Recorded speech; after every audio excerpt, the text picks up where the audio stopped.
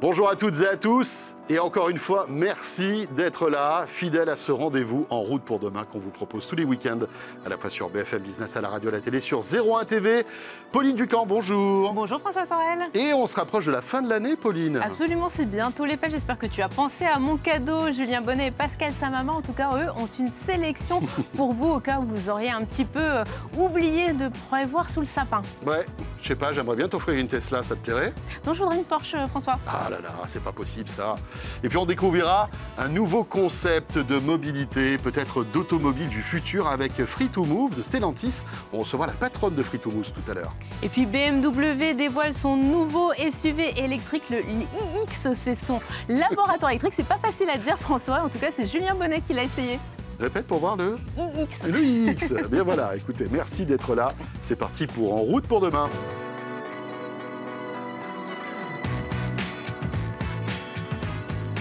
BFM Business et 01 TV présente En route pour demain avec Pauline Ducamp et François Sorel.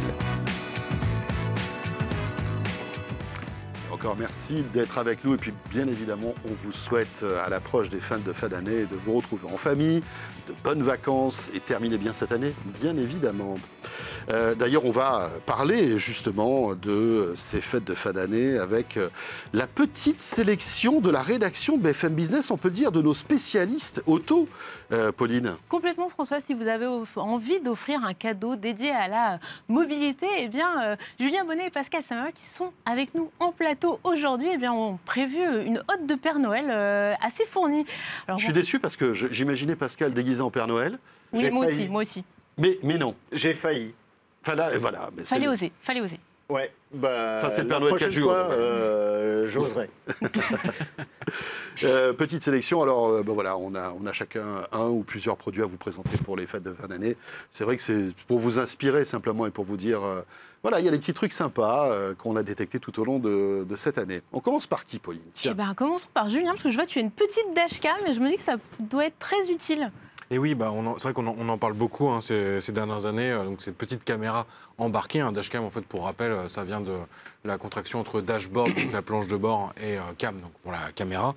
Donc pour revenir un peu sur le principe avant de présenter le modèle que j'ai pu tester, finalement ça va enregistrer donc la route en continu. Donc ça permet d'avoir deux rôles principaux, on va dire pour la sécurité. Si j'ai un accident, on pourra un peu vérifier ce qui s'est passé dans les faits. Ça peut avoir une valeur auprès des assurances, mais il faut voir aussi, il y aura plutôt les constats et les vérifications. Ça ne peut pas primer en fait comme preuve. Ça sera reçu, on va dire, avec option par les oui, juridictions. C'est pas une preuve, on va dire, suffisante. Oui, voilà. En tout cas, faut mettre un petit. Mais ça appuie un constat, quoi. Voilà. Mais après, c'est vrai que si vous assistez à quelque chose où c'est flagrant que la personne qui vous a percuté, par exemple, est en tort, ça pourra toujours appuyer vos propos, etc. Donc ça va enregistrer en continu. Donc s'il ne se passe rien, ça va prendre sur la mémoire précédemment enregistré. C'est en boucle en fait. C'est ça, c'est en boucle. Et en fait, vous pouvez, si vous détectez quelque chose de rigolo, une belle voiture, la fameuse Porsche. La Tesla que recevoir. Ah oui, c'est vrai que tu m'offres une Tesla. C'est ça. Il suffit d'appuyer sur un petit bouton et ça va enregistrer la séquence que vous pourrez retrouver dans un dossier protégé. Ah, chouette. Elle ne se fera pas écraser. Même chose, si vous avez un accident, il y a un petit gyroscope à l'intérieur qui va repérer un peu les différentes accélérations, les freinages brutaux. Et ça, même chose, ça va mettre de côté ces petites séquences. Bon, en général, en région parisienne, c'est plus parce que j'ai pris un Dodan à vitesse relativement modérée, mais ils sont quand même trop hauts. Donc, ça va mettre de côté le fichier. Donc, moi, j'ai testé la Nextbase 522 GW, donc un modèle, on va dire, assez haut de gamme dans la gamme de cette marque britannique.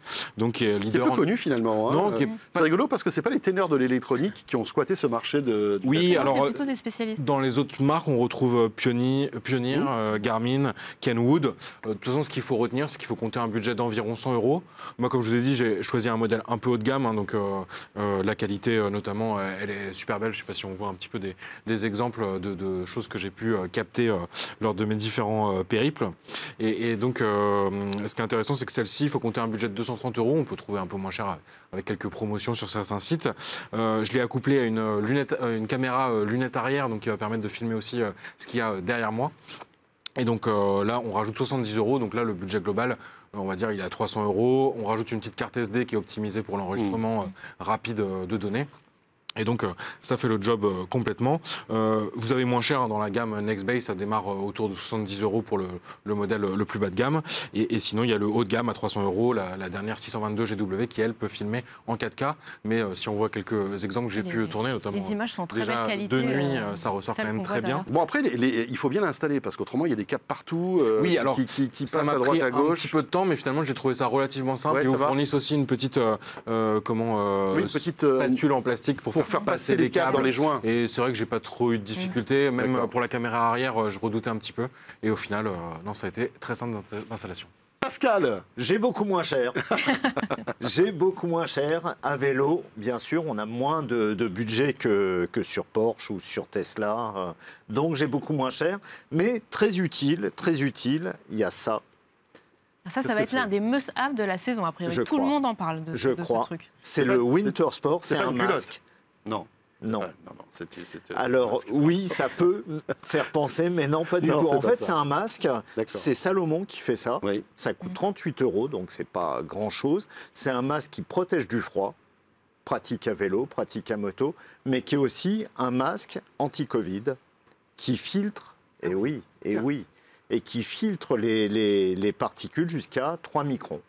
Donc, c'est un le masque. Covid restera coincé. Exactement, il reste. Alors après, il faut mettre un petit coup Voilà. dessus pour faire On partir, fait partir le Covid. les petits bouts de Covid qui pourraient rester collés quand ils s'écraseront sur le masque. Non, c'est un masque double fonction. C'est vraiment un masque d'hiver. Il peut se mettre à vélo, il peut se mettre à moto, il peut se mettre à ski aussi, sur une station de ski, plutôt que de penser à retirer son masque, mettre son masque, vrai. etc. Surtout que le masque sera obligatoire dans les stations de ski et dans Exactement. les fils de remontée mécanique. Il peut se laver une cinquantaine de fois à 40 degrés, pratique. Donc, c'est quelque chose quand même qui est réutilisable. C'est un masque ultra pratique et ça coûte que 38 €. Donc, c'est un petit cadeau sympa. J'ai beaucoup plus cher, mais je vais laisser peut-être.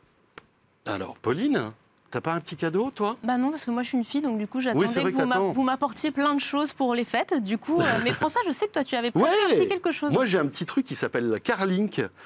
Carlink Kit, exactement. C'est la troisième itération de ce produit, qui est assez sympa. Vous savez qu'aujourd'hui, quand on a un smartphone, un iPhone par exemple, il y a CarPlay. Et CarPlay, bon, c'est pratique, mais il faut brancher en fait sur le port USB du véhicule un câble qui va lui-même se brancher sur l'iPhone. Eh bien aujourd'hui, grâce à Carlink, vous n'avez plus besoin de câble. Vous branchez un petit dongle directement donc sur le port USB du véhicule et votre téléphone, via une appli, va pouvoir se connecter sans câble. Ça, c'est Alors super vous me malin. dites, ça sert à quoi? C'est pratique parce que voilà, il n'y a pas de câble qui se balade, vous pouvez garder votre Complètement. téléphone dans la poche. Il faut malgré tout l'accrocher en fait en Bluetooth, puisque c'est une connexion Bluetooth ou Wi-Fi, tout dépend. Et alors je l'ai testé. Ça coûte 150 €, c'est pas donné, mais malgré tout, ça marche très très bien. Je m'attendais justement, comme c'était une connexion sans fil, à perdre un peu en fluidité. Eh bien non, c'est plutôt intéressant. Petit bémol malgré tout, c'est qu'on ne peut pas recharger le téléphone. Ce qu'il y a de pratique avec malgré tout un câble, c'est que pendant ce temps-là, on recharge le téléphone. Là, non seulement il ne sera pas rechargé, mais en plus, il va dépenser plus d'énergie puisqu'il va se connecter en sans fil sur le CarPlay. Donc voilà, pour tous ceux qui préfèrent ne pas avoir de fil et avoir une installation propre, c'est plutôt pas mal comme service. Julien, ton deuxième produit. Oui, alors on est sur un truc un peu plus original que la caméra embarquée. C'est en fait on peut résumer ça comme un panneau d'affichage LED. Donc en fait, ça va permettre de communiquer avec les autres automobilistes ou piétons. Donc vous le fixez, c'est assez simple, il y a deux ventouses. Vous le fixez donc à une vitre latérale par exemple ou la vitre arrière de votre véhicule. Donc ça vient des États-Unis. Moi, pour la petite histoire, je l'avais participé au financement participatif en 2019. Donc on était environ 5000 dans le monde à avoir contribué à hauteur de 515 000 € à cette levée de fonds qui a donné cet objet, donc Mojipic. Et donc on va comprendre assez simplement. Quand je l'allume, ça va en fait faire un faisceau de LED qui va représenter à la fois des emojis, donc je peux le contrôler depuis mon téléphone. Donc bien sûr, on rappelle pas de téléphone au volant, au-delà bien sûr de consulter son GPS et de passer des appels en kit main libre, ce qui reste autorisé, mais on ne s'amuse pas à triturer pour Mais on le envoyer programme avant de partir des et messages. du coup, on peut faire passer ou des petits confier à son messages. copilote la communication avec les autres automobilistes. Alors bien sûr, il y a un peu un flou, je pense réponse légale. Faut pas diffuser bien sûr des messages de haine ou tenter de distraire les autres conducteurs. Le but, ça va être plutôt de faire passer des petits messages sympas. Donc on a une sélection de smileys, le smiley masque Covid. Voilà, pour rester dans le thème, un petit social distance pour montrer aussi qu'il y a des animations qui peuvent apparaître sous forme de gif, un petit cœur parce qu'on peut aussi un peu si tu trouves une automobile qui est juste voilà, par exemple, un petit cœur. Voilà, c'est ça. Alors moi j'en avais eu pour une centaine de dollars, on va dire frais de port compris, c'est vraiment vendu depuis les États-Unis. Sur Amazon, j'ai pu trouver des modèles un peu équivalents autour d'une cinquantaine d'euros. On peut trouver ça sous différents formats, soit une bande, soit vraiment un carré comme ça de LED. Voilà. Donc un petit cadeau rigolo sous le sapin. Oui, voilà, c'est plus pour faire rire les amoureux de l'automobile. Et pour faire des petits messages à Pascal, à 30 vélo secondes. avec son casque. Un must-have. C'est vraiment le truc classique, c'est un casque. Il faut se protéger, on sait très bien, à vélo, c'est quand même mieux. Et alors, le casque qui a le plus de succès aujourd'hui dans les casques urbains, c'est le casque Urban Lifestyle. Un casque un peu cher, presque 200 € quand même, qui nous a été prêté par un distributeur. Mais ce casque-là est ultra léger, ultra ventilé. Il permet de se protéger. Il a une visière. Il est super beau. Ouais, il est super beau. C'est vraiment le casque, l'un des casques les plus chers, mais qui a un succès totalement détonnant dans les grandes villes. On est à combien? 199. Oui. En même temps, c'est un super bon casque. Vraiment, il protège très bien. Il est léger. L'été, l'hiver, il aère. Et puis, il est fait en Italie, ce qui ne gâche rien. Parfait, merci beaucoup Pascal. Et c'était notre petite sélection de cadeaux de Noël liés à l'automobile pour ces fêtes de fin d'année. Et Pauline, on enchaîne avec notre invité maintenant. BFM Business et 01 TV présente En route pour demain, l'invité. Le retour de En route pour demain et on va découvrir maintenant le concept Free to Move, Pauline. Absolument, on va parler toujours de mobilité au sens large avec vous, Brigitte Courtehoux. Bonjour. Bonjour. Bonjour Brigitte. Vous êtes la directrice générale donc, de Free to Move. Alors Free to Move, pour ceux qui ne connaissent pas, c'est en fait l'entité qui regroupe au sein du groupe Stellantis, donc le nouveau PSA, FCA, maintenant on commence à connaître un petit peu cet acronyme, qui regroupe tout ce qui est nouvelle mobilité. Alors ça va être de l'autopartage, de la gestion de flotte, du service connecté. En fait, la voiture de demain, au-delà de la voiture, c'est chez vous. Tout à fait. C'est plus qu'une entité, c'est même une filiale du groupe, une boîte complète, on l'appelle la start-up, qui est presque même une scale-up avec les croissances dans lesquelles nous sommes actuellement. Justement, vous avez combien de salariés qui travaillent sur cette nouvelle mobilité? Ça doit être croissant. Ça croît, effectivement. On a embauché sur un an une centaine de personnes nouvelles, au vu de la croissance actuelle et future surtout. Donc on est aujourd'hui au niveau de la nouvelle mobilité, de la gestion de flotte, à peu près 250 personnes. Alors comment présenteriez-vous en fait le concept de Free to Move? Free to Move, alors ça a été créé déjà en septembre 2016 et depuis le début la vision est la même. On veut que notre client qui passe de la possession à l'usage ait en un point, en un contact, la globalité des offres. À la minute, à la journée, au mois. Et donc, Free to Move, c'est ça, c'est offrir une simplification de la mobilité à l'usage à nos clients. Oui, c'est vrai que pour le grand public, on vous connaît notamment en région parisienne avec ces voitures disponibles en autopartage. Il y a des voitures électriques, on voit notamment la petite Citroën Ami qui est présente. Mais c'est vrai qu'au-delà de ça, vous proposez beaucoup d'autres services et vous êtes notamment présent aux États-Unis avec Car on Demand. Oui, tout à fait. Donc avec Car on Demand aussi, avec de l'autopartage, à la minute, à la journée, on a vraiment les mêmes concepts qu'on reproduit de ville en ville. Donc on va faire de la croissance, notamment aux États-Unis. Et effectivement, le plus visible, c'est ce qu'on voit dans la rue. Mais derrière ça, nos clients, ils nous consomment dans la rue à la minute. En fonction des villes, on va être en moyenne à peu près à 30 minutes. Mais ils prennent aussi nos voitures le week-end et ils les prennent aussi au mois avec une solution flexible, donc d'abonnement flexible pour prendre 1 mois, 2 mois, 3 mois et plus. Et justement, aujourd'hui, les clients, ce sont plutôt, on pense toujours l'autopartage, la voiture à la minute façon Netflix, c'est des clients plutôt jeunes. Mais est-ce que vous élargissez? Est-ce qu'on se retrouve finalement avec des gens qui, peut-être avec le Covid, se sont dit je vais lâcher ma voiture pour passer à autre chose? Alors, la moyenne globalement d'âge, elle est à peu près la même avant le Covid et après le Covid, entre 40 et 45 ans. On va dire entre 35 et 45 ans, ce qui est très intéressant. Hein. C'est vraiment une nouvelle génération aussi qui arrive dans ce monde de l'usage. Certains, oui, lâchent leur voiture, dans les grandes villes notamment. Et ce qui s'est passé au moment du Covid, c'est que nos clients nous ont utilisé encore plus, parce que c'est un peu le complément du transport public. Et utiliser Free2move à la place du transport public, c'est aussi intéressant quand on est inquiet d'être dans un environnement enfermé. Quel est est-ce que vous arrivez à calculer le budget que ça représente pour un utilisateur en fait, de vos services? Est-ce que c'est du forfait? Est-ce que c'est des petits usages différents qui s'accumulent? Comment ça fonctionne? Alors, ce sont en fonction des types de besoins, des types de clients. Globalement, nos clients vont nous utiliser dans la semaine 30 minutes. Alors ça dépend des utilisateurs, mais en moyenne 4-5 fois par mois.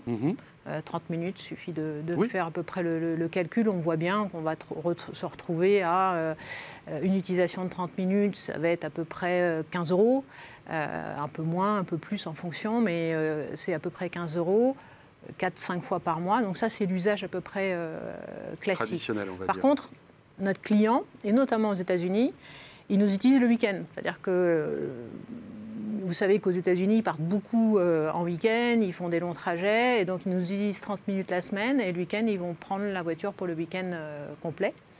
Avec des tarifs adaptés, bien évidemment, qui ne sont pas les mêmes. Avec des tarifs complètement adaptés. Pas les mêmes véhicules non plus.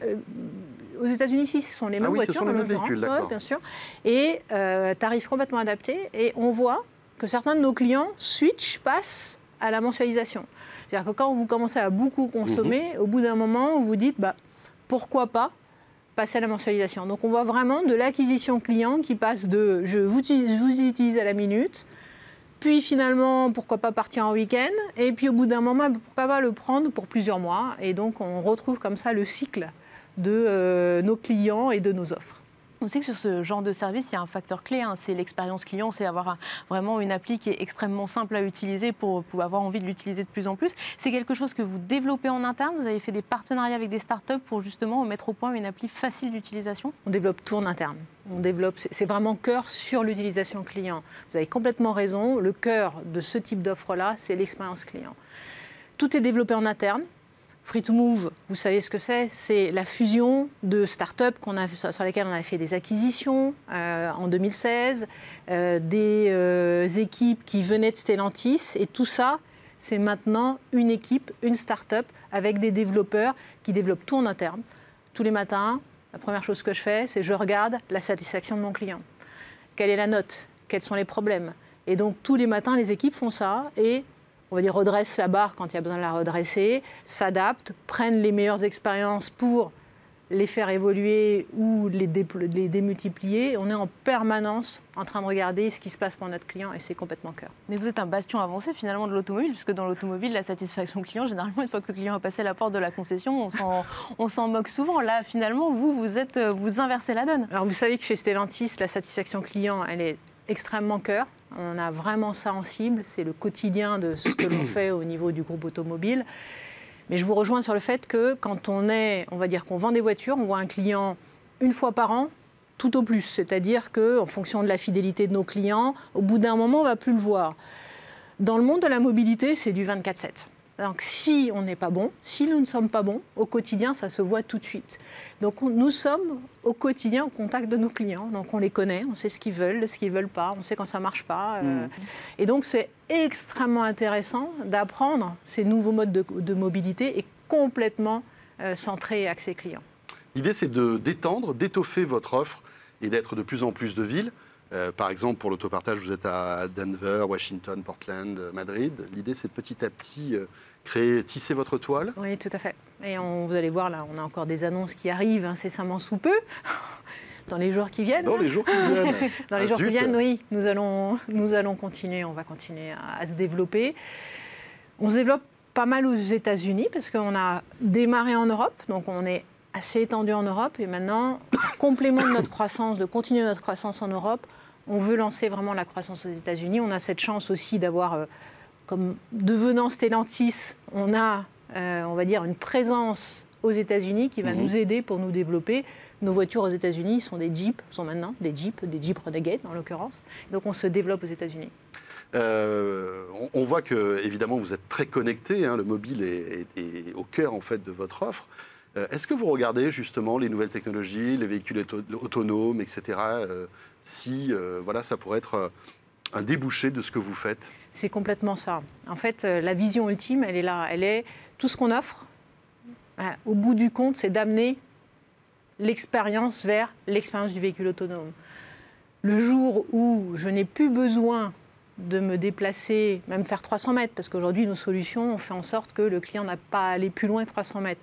Mais c'est la voiture qui vient à moi, l'expérience va complètement se transformer. Donc nous, notre but ultime, bien sûr, c'est d'avoir des flottes complètement autonomes qui vont être intelligentes, qui vont savoir que, en tant que client, je veux aller à l'aéroport et donc la voiture va venir chez moi. On en est loin ou pas encore? On en est loin. Ma vision, c'est qu'à partir de 2025, on va commencer à avoir des solutions autonomes de façon plus forte. Et 2030 devrait être beaucoup plus développé. La généralisation, en fait. Ouais, alors, beaucoup aux États-Unis. Oui, puisque la réglementation est plus ouverte. Plus voilà. flexible, et on va puis dire. ça viendra après en Europe. Oui, ça viendra en France, ça forcément, et en Europe. Tout à fait. Merci beaucoup pour toutes ces précisions. Voilà, ça s'appelle Free to Move, à tester dans pas mal de villes européennes et américaines. Tiens, si on part en vacances aux États-Unis, alors c'est peut-être pas le bon moment, mais bon voilà. Télécharger l'app. Voilà, les frontières américaines sont ouvertes. Hein. Ça marche. Merci beaucoup Brigitte Courtehoux. Merci. CEO de Free to Move. Et on enchaîne avec notre essai.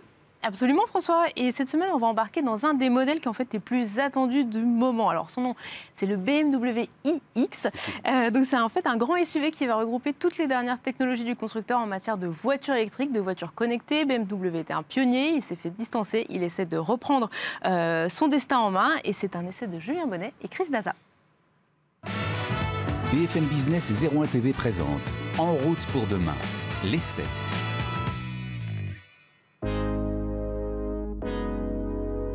BMW lance en cette fin d'année 2021 son tout nouveau SUV 100% électrique, le iX. Donc c'est un modèle que la marque allemande elle présente tout simplement comme son nouveau fleuron technologique. Et c'est d'ailleurs pour ça qu'elle ne porte pas de numéro comme les autres SUV chez BMW. On retrouve simplement cette lettre, le X, précédée d'une autre, le petit i, donc qui est présent chez BMW depuis le lancement de la première voiture 100% électrique, la citadine i3. Ici, on est vraiment sur un modèle de conception totalement différente. Et d'ailleurs, dans ses proportions, il se rapproche plus d'un BMW X5 avec 4,95 m de long. On retrouve également un design assez nouveau, ça se retrouve notamment dans la calandre, on a toujours les doubles haricots mais réinventés avec une calandre pleine et dessinée. Dans ce registre des nouveautés, des feux très effilés à l'avant comme à l'arrière, mais des nouveautés il y en a aussi à l'intérieur, on va voir ça tout de suite.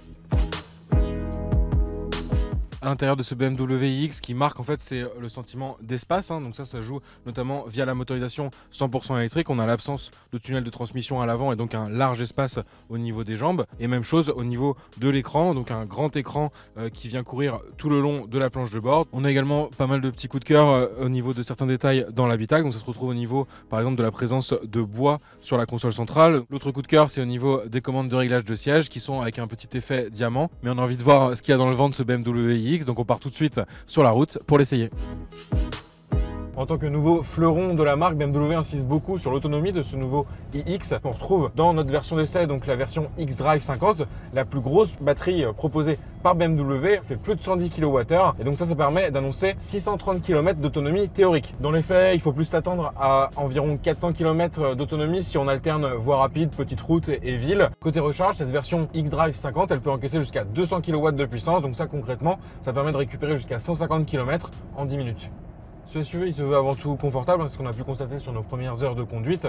Donc ça passe notamment par un système de suspension pneumatique qui va parfaitement filtrer toutes les aspérités de la route. On est également sur un véhicule très technologique, on est entouré de capteurs et de caméras qui vont permettre notamment la conduite autonome de niveau 2, donc le suivi des lignes de la route couplé au régulateur de vitesse adaptatif, donc pour une conduite semi-autonome sur autoroute, mais également des caméras qui vont faciliter grandement les manœuvres. Par exemple, pour se stationner, ça va être très pratique pour repérer ce qu'il y a dans son environnement et éviter bien sûr un choc. Autre option originale, on a également un toit panoramique qui est assez grand et qu'on va pouvoir occulter en fait électroniquement. Donc en appuyant sur un bouton, ça rend vraiment la surface vitrée opaque. C'est assez impressionnant à voir.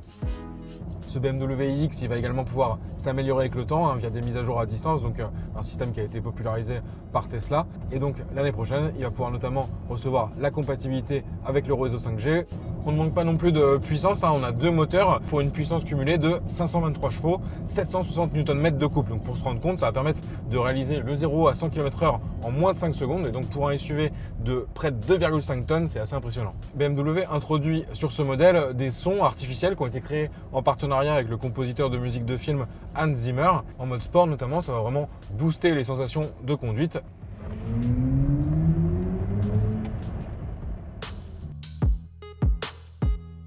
Avec un positionnement très haut de gamme, les tarifs de ce BMW iX restent assez élevés, hein. On démarre en effet à 86 250 € pour la version xDrive 40, donc avec la plus petite batterie de 76 kWh. Pour notre version xDrive 50 avec la grosse batterie, il faut compter un tarif de départ qui démarre au-dessus des 103 000 €. Et sur notre modèle d'essai, avec pas mal d'options, on est autour de 125 000 €. Donc c'est beaucoup, mais il faut dire que pour le moment, ce BMW iX, il n'a pas vraiment de concurrent. Enfin, un seul, un américain, le Tesla Model X, mais qui lui vit une période de transition. En effet, avec le changement de génération, la nouvelle version, elle n'est pas entendue en Europe avant la mi-2022. Et donc, en attendant, ce BMW iX, il pourra faire quelques heureux. Voilà pour cet essai de la BMW iX. Pauline, on se François, souhaite évidemment de bonnes fêtes. Voilà, Passez terminez du bon bien temps en cette année. famille. Et on se retrouvera très vite pour En route pour demain. À très bientôt. En route pour demain, l'innovation de la mobilité sous toutes ses formes. Pauline Ducamp, François Sorel.